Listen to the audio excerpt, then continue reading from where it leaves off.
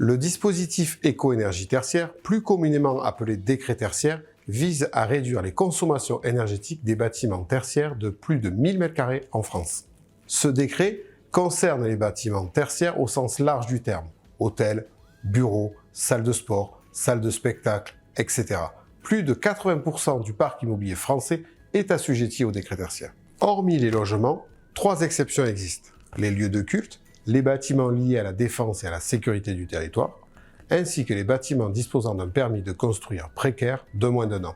Ils ne sont donc pas concernés par le décret. Les objectifs du dispositif éco-énergie tertiaire peuvent être calculés suivant 2 approches. D'un côté, la méthode relative, de l'autre, la méthode absolue. La méthode relative permet de calculer des objectifs relativement aux consommations énergétiques d'une année dite de référence de 2010 à 2019.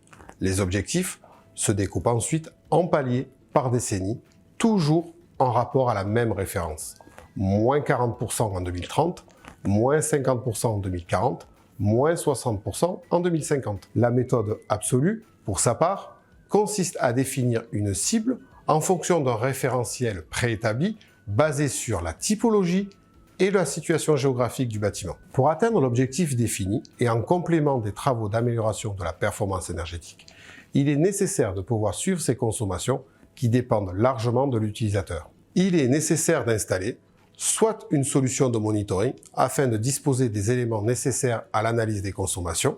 Ce système est privilégié dans le cas où les équipements énergétiques sont facilement pilotables, soit une GTB, gestion technique du bâtiment, qui permet de suivre et de piloter les systèmes énergétiques.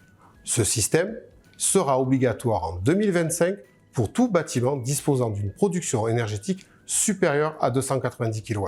En résumé, le décret tertiaire, c'est améliorer la performance globale du parc immobilier français tout en s'inscrivant dans une démarche engagée pour l'environnement.